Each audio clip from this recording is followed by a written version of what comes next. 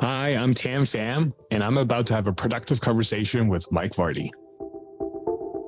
Welcome to A Productive Conversation. It's me, Mike Vardy, and this is the first part of a two-part episode featuring a guest that I've been meaning to have on the show for a really long time. We just haven't been able to connect. We've been very efficient or productive. It's Thanh Pham. He is the founder of Asian Efficiency, and he is a veteran in the productivity space like myself. He's seen it all in this field. And in part one of our conversation, we're really kind of getting into the deep dive into our wealth of shared experiences, the evolution we've seen and the gems of wisdoms that he's collected and I've also collected along the way. Strap in and prepare for an insightful journey. I don't think I've ever done a two-part episode before, but this is definitely one worth listening to. I'm releasing part one today, and then the next episode will be part two as we explore the dynamic world of productivity and time management. So let's get started. Here's part one of my conversation with Thanh Pham here on A Productive Conversation. Enjoy. Thanh, this has been a long time coming, us having this conversation. I mean, we've been trying to, you've never been on this program, either as when it was the Productivityist podcast or as a productive conversation. So this has been something we've been trying to do for a while. I know your schedule is crazy. My schedule is crazy. One reschedule is like with my dentist. You have to wait like another 8 months before you're able to go. So I'm honored to be on the show today. Well, let's get into it. I mean, we have a storied history in this space. I mean, it's funny. I was on Twitter a few days ago, actually a couple days ago, prior to this recording. We're recording this on May 31st. And so we've got, obviously that's been a few weeks ago. And someone said, I think it was Tiago Forte that shared the Productivity Diet book, the campaign that I've got, going on. And someone said, is he still around? Like when somebody replied to the tweet, like, is he still around? I thought he went away or something like that. Like it wasn't like angry or anything. Like it was just kind of like, oh, and I'm like, no, I've been around. And you've been around in the space for how long have you been running Asian Efficiency for now? So I had to check the domain registration the other day, and it was January 1st, 2011. So it's been a little bit over 12 years now. Which is about the same time that I really started Productivityist, I think. It might have been still Vardy.me then, but I don't know. I mean, one of the things that I wanted to talk to you about today was, we've been around long enough to see some of the landscape change in productivity, right? The people who are doing it back when we started, and now there's a whole new wave of people. What have you noticed in terms of the personalities or even the things that get professed that has either changed? Let's start with what's changed over the past few years, that past decade plus in the space, in terms of maybe not necessarily, we could go into some of the advice or the insights, but more about the way people approach things. Yeah. Well, when I first started in 2011, there were very few people that I could study from back in the day, right? So Merlin Mann was one, David Allen was one, and you would maybe have some other personal developments or self-help people that you could study from. So there wasn't a landscape of a lot of people that you could listen to podcasts to, because podcasting was barely a thing back then. Blogs were just kicking off. And so if you compare that to what we have now, there are a lot more people that you can study under from. People on YouTube, people that you just follow from their newsletters, people who still have blogs and podcasts and so on. And so I think for that particular reason, it's good in the sense that you can kind of pick and choose who you want to study from, but it's also bad, or not bad, but confusing to a lot of people, because a lot of people will have contradicting advice of how one can go about getting stuff done. Right. And so I can see from a consumer point of view, and this is something I've seen a lot with clients that I work with, Mike Vardy does one thing one way, Thanh does one thing another way, this person does one thing another way. And you just go, what do I do? Like, how do I know what's right for me? And I think that can be quite of a challenge. And there's been a big change over the last few years. I think the other thing that tells people that there's no one right way to do something. I think that's because that was the hard part, I think, for a lot of people, especially, and maybe I think that was the rise of getting things done in terms of having such an ardent following, almost cult-like to a degree, right? Where it was the only one that kind of was systematized. Sure, you had like the Eisenhower matrix, and then the Covey matrix was kind of co-opted from that. And I mean, if you look at any of the frameworks or systems that are out there, they all have inklings or elements of systems and frameworks that have existed for years and years. Like we're talking hundreds of years. And it's interesting because as you were talking about that, I'm thinking, yeah, like we didn't have a lot of people that we could look to either for mentorship or even just to kind of, I mean, comparison's not the right word, but I mean, there was very few people that, I mean, remember we did the OmniFocus setup thing at Macworld, and it was me, you, Merlin, Sven Vector was there. Shecky. Yeah, Schechter was there. David Sparks. Like there was, I mean, they assembled who they thought were like, these are the people that use OmniFocus especially. But you're right, there wasn't that many. And now there's so many choices and there's so many different platforms too. You mentioned the podcast. YouTube was not, people weren't going to see guys like Ali Abdaal and Thomas Frank and stuff on YouTube. But I think you're right. Now that there's so much, I think maybe the lesson isn't who do I follow? It's become more apparent that there isn't just more than one way to skin a cat, right? Like there's clearly, and there always has been, right?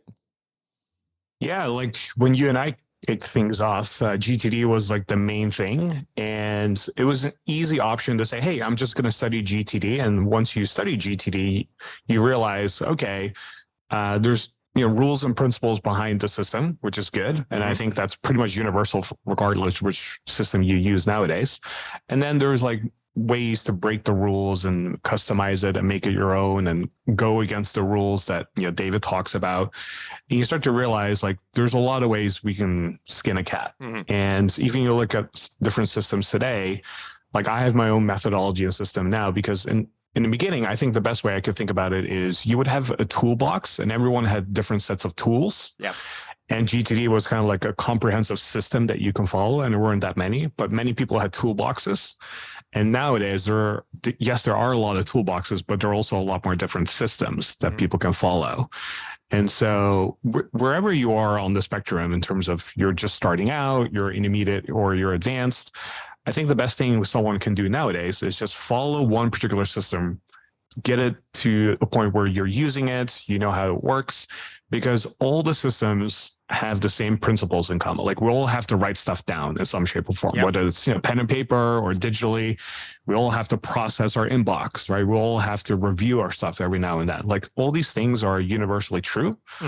And these are all habits and skills that we want to eventually acquire, and also you and I teach to people. And then once you kind of know what the system is and you're acquiring those skills, you can then make it your own over time. Right. And then I think from there you kind of start coasting. Well, and I think it's interesting you bring up your framework, my framework. Like, I mean, time, energy, attention. That's what you talk about. T, right? Like those are commonly found in time crafting, right? Like the time-based, the attention path for time, the attention path for energy, attention. They're called attention paths. Like, I mean, that's why. And so you're right. Like, again, I think what GTD did, and it's interesting because I just had a conversation with David not too long ago at Running Remote conference, is David put that system in place for himself. That's how he even said, like, I wanted to be, I think he's even quoted saying, like, I wanted to be as lazy as possible. In other words, I didn't want to have to think about everything led to something, right? So there was no, the friction was low, right? And for every, it's not even just every person, but I think every situation for people is different too, which is why the toolbox, I think we've gotten to the point where it's like, I have a system and then I have these tools, golf clubs, whatever you want to call them, that help me orchestrate or move forward with this system or be able to, optimize it. And I wonder if, and I want to get into this, I wonder if people are recognizing, and maybe COVID had something to do with this, maybe the pandemic did, where people are realizing that maybe getting so deep in the weeds with this stuff, which I mean, Merlin called it productivity porn, I believe at one point in time, like getting so deep in the weeds with this stuff may not be the best course of action if anything, it might be the thing that leads to inaction. What do you think? One thing I've personally seen with a lot of people that I've worked with is that we have this fallacy that we think that we have to make drastic changes to our life to be more productive. And it's this idea that, okay, if I want to be fit, I have to work out 6 days a week. If I want to be more productive, I have to wake up at 5 a.m. in the morning, or 4:30 nowadays, or 4 a.m. club. It changes every earlier and earlier every year. It's pretty, yeah, it just changes every year. Go to bed at 4, go to bed at 2 in the afternoon, get up at 10 at night. Yeah, but I hear what you're saying. Yeah, so it's like we don't have to make those drastic changes to get the results we're looking for. Oftentimes, small, consistent changes done over time can lead to major results. And so I like this idea of something we always like to say at AE is one tweak a week. If we can make one tweak a week, that's 52 little changes that you add to your life that can make such a massive difference. For example, if you just took a 5-minute walk every single day, and that's like one tweak you made every single week, you start walking 5 minutes every single day, you're just a little bit more calm, you're a little bit more creative, right? You're adding a new habit, which is always the most difficult thing to build at first. And then you can go from there. You can extend it to 10 minutes, 15 minutes, 30 minutes. And before you know it, you're walking 10 steps a day or 10,000 steps a day, right?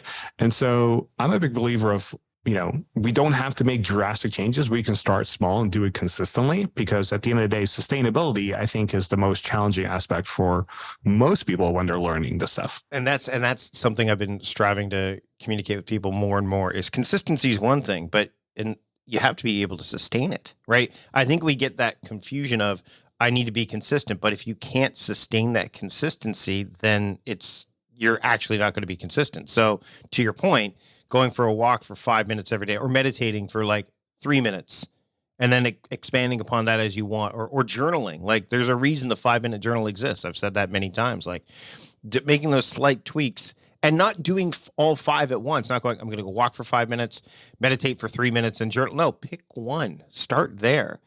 Do you think that, and again, I think these messages get weirdly warped. Inbox zero is a good example, right? The idea of Merlin's inbox zero, which has now become like, get your email to zero, which is not what he meant at all. You and I both know that. Anybody who's looked at inbox zero knows that that's originally what it meant.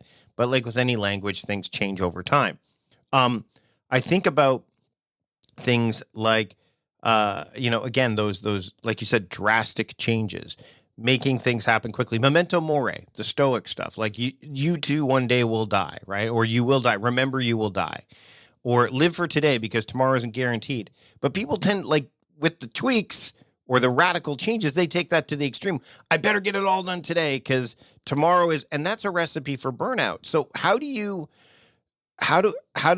people like us in this situation where we've been around help people recognize that, look, you probably have more time than you think, because we're terrible at figuring out, like, calculating time, let alone managing it, is tricky. What are some of the things that you tell people who are like going, well, I've got to get it all done today because, tomorrow isn't guaranteed. Like that's what that's what that message is, which is not what that message is, but it's so pithy that sometimes it comes across that way for people who live in a world where they're just go, go, go, fast, fast, fast, now. One of the challenges I see that people have nowadays is that their time horizon is so short in terms of how far they can look ahead, so that they can only think about what matters today. So for a lot of people, when they're looking at their to-do list or they're trying to get something done, they're just looking at today and they're not looking at next week. They can't even look that far ahead because they're just firefighting for every single day of what needs to be done. And so the challenge becomes then is how do we go from just knowing what we need to accomplish over the next 24 hours to, let's just say, what do we need to accomplish over the next 7 days? And if we change that time horizon, we can change our approach or our strategy to how we get something done, right? Because if I just live for today, and if I wanted to be fit, I would just be running on, Town Lake here in Austin, Texas all day long, because that's how I'm going to get fit. That's how I'm going to burn calories, right? But if I have a whole week to burn off the same amount of calories, then my strategy is going to be very different, and how I accomplish things and how I go about it, the pace I'm going at, the intensity, right? The frequency. And so what I'm trying to do with most people now is because the old mindset I used to have was, I have to maximize every single minute of my day. Like I'm planning for every 15 minutes, I'm making sure that I'm time tracking everything. And, there's some value in going through that experience, but I think most people nowadays don't have to go through that trial and error approach where, to me, it's a rite of passage nowadays if you track your time for 7 days, because you definitely don't have to. I think the approach and the skill acquisition that I'm most focused on right now with people is how do we plan for the next day and how do we plan for the next week? And if we can be proactive in terms of looking further ahead, then we can put, time blocks in place. We can put stuff on our calendar. We can have contingency plans to say, hey, if this doesn't work out today, then we have, something that we can, maybe readjust the day after or on Friday later this week.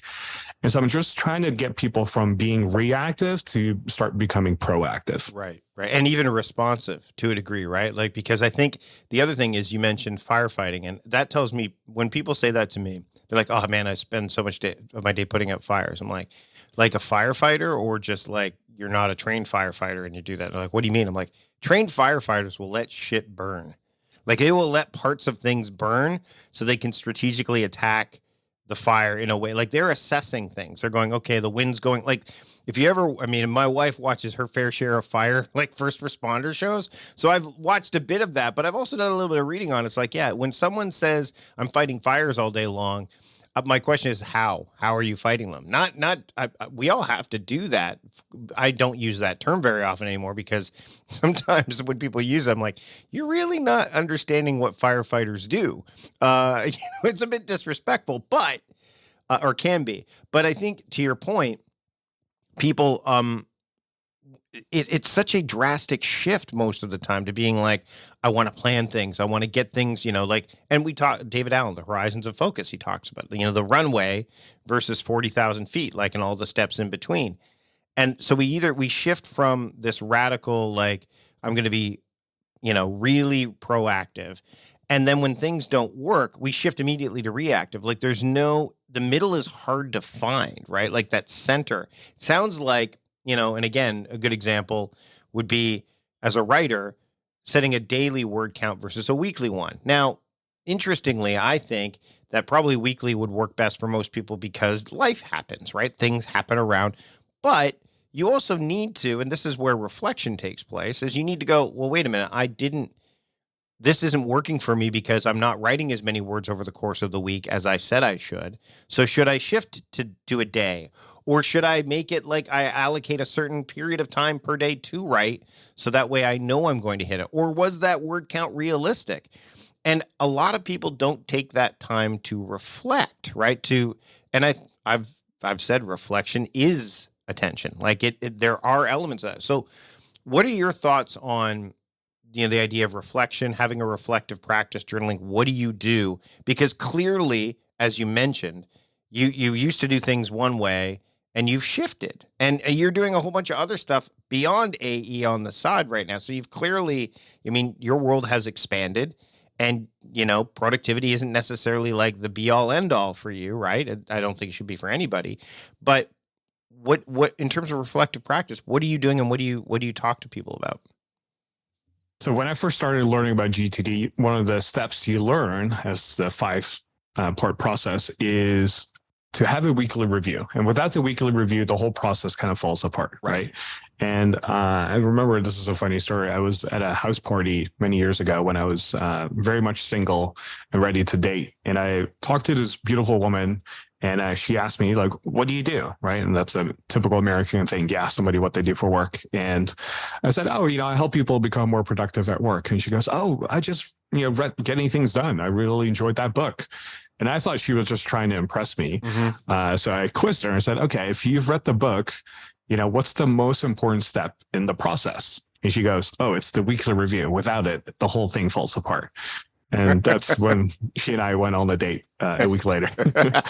And so, I was a big proponent of the weekly review. I tell people all the time about it. And one of the nuances you don't read about or learn about is the principle behind it is that you want to have some sort of process in place where everything is up to date in your system and you know what's going on, right? Right.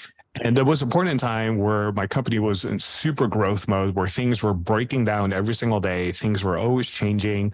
And people even listening to the show might work in a company right now where things are moving so fast that by the time you do a weekly review, everything is already out of date, and it might take you like 2 hours to get up to speed, and it might not seem worth your time. And it seems like pointless almost to do a weekly review at that point, because it takes so much time that it doesn't make any difference for you, because things change all the time. So the principle is still the same, which is, staying on top of everything. And so I realized, okay, when my company was growing so fast, instead of doing a weekly review, I should be doing a daily review, because now it allowed me to stay on top of things. And so when I was in that hyper growth mode, I did a daily review. And it took maybe like 5 to 7 minutes to do every single day. And if I did that 7 days a week, it'd be the equivalent of doing a weekly review on the regular cadence. Right.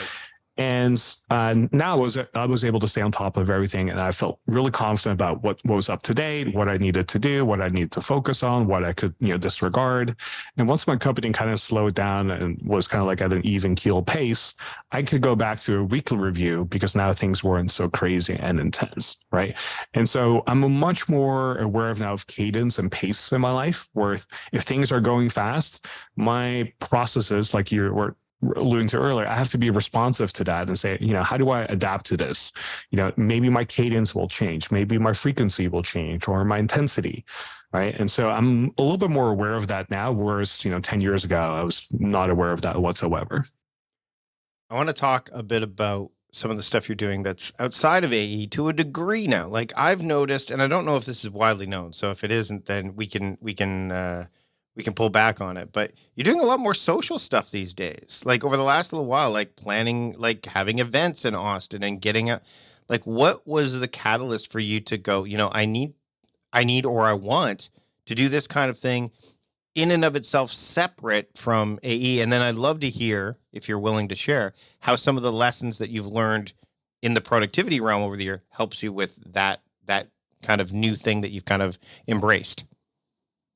Yeah. So for those who don't know, so I started AE 2011, moved to Austin 2014. I was kind of a digital nomad between 2011 and 2014. Settled in Austin, Texas. This was going to be my home base. And I read a book about 2016, 2017 called 30 Lessons for Living. And the basic premise of the book is the author interviewed people who are about to die, and he asked them, what's one life lesson you would like to pass on to the next generation? And a big theme of the book is that our happiness comes from our relationship with people, right? So if you have a great relationship with your spouse, with your neighbor, your community, your siblings, your parents, your best friends, like you're going to live a happier life, and you're going to be living longer as well.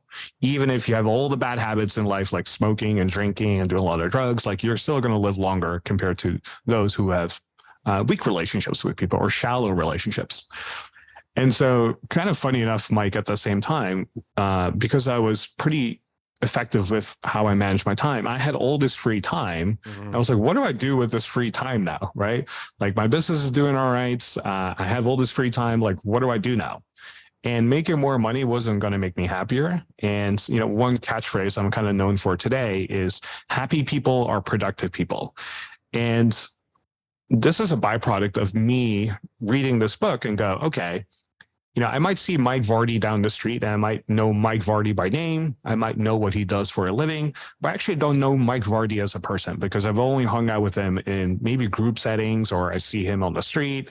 I said hello, we said some pleasantries, and then off we go. So I kind of realized I know so many people by name, but I actually don't know them as a person, like who they are, what their story is, what they're passionate about, what they're into. And once I made that commitment to say, hey, I'm going to be here in Austin long term, I'm going to invest my time and energy into the community. So I started hosting dinner parties.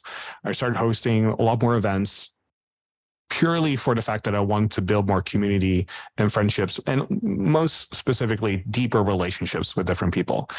And the byproduct of this is that I became a lot happier as a person. And because I became happier, even though I didn't any, additional productivity training or learned new apps or tools, because I was happier, when I woke up, I was like, okay, what do we need to do today? What's my to-do list today? What's on the agenda? What's for the next 30 days? And because I was so much more excited and joyful. I was so much more productive as a byproduct. And this is where the idea came from of, happy people are productive people. Even though I didn't learn any technical skills, I truly believe that anybody who becomes happier and more content in life will naturally be more productive as well.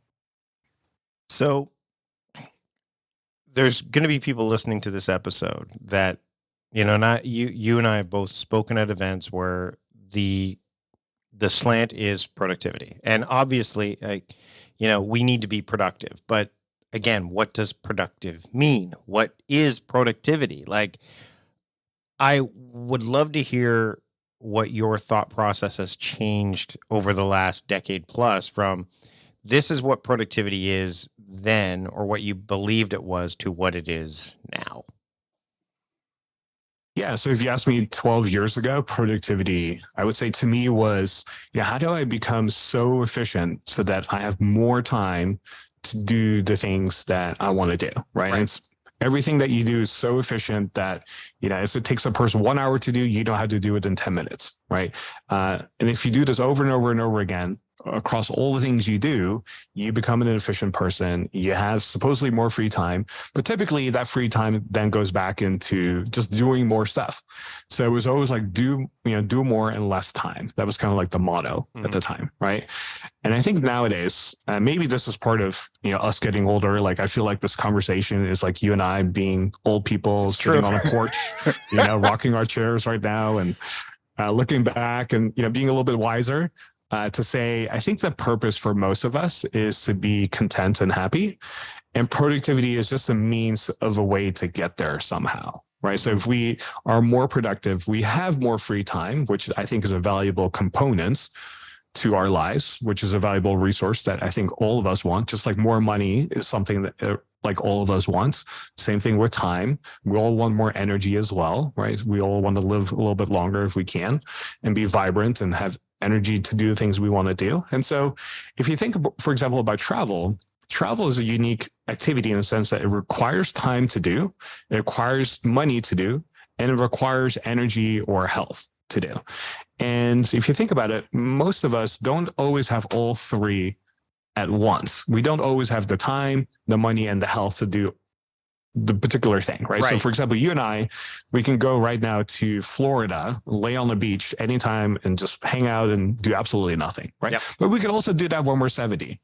However, if you and I are both, 75 years old and we want to climb Machu Picchu, even though we might have the time to do it and the money to do it, we might not have the health or mobility to do that. And so I'm a lot more aware now of, what are those three resources, time, health, and money, and how do I set up my life in such a way so that I can do the things now when I have all three and gradually shift my life to, let's say I am getting older, that I might not have the health to do the things I want to do and change my perspective that way in the activities that I do. And so I think my perspective on productivity now is, okay, how do I become a lot more aware of what I can do now and value now? And maybe not in the future. So I can think a little bit further ahead and optimize for happiness that way, because I know when I optimize for happiness, the byproduct will be that I'm productive. Thanks for listening to part one of my conversation. Can't wait to give you part two next week. But for now, to get all the show notes and everything related to this episode, head to productivityist.com/podcast 479. Of course, you can look at your show notes, which you have in the podcast app that you're using, and you can directly access everything from there. You can also access our podcast sponsors from the show notes as well. Just go to productivityist.com/podcast sponsors to check out the sponsors that you would have heard during this episode. Let them know I sent you. That way they know that they were discovered by you through me. Another way to support the show, of course, is to subscribe to the show. That's going to be the easiest way for you to get part two of this episode. So just hit the subscribe button on Apple Podcasts, Google Podcasts, Spotify, wherever you are listening to this episode. That way you don't miss a single episode of what's to come, and you're able to access the archives quickly and easily. Until next time, where I'm back with Tan for part two of our conversation, I'm Mike Vardy, the host of A Productive Conversation, reminding you to stop doing productive and start being productive. See you later.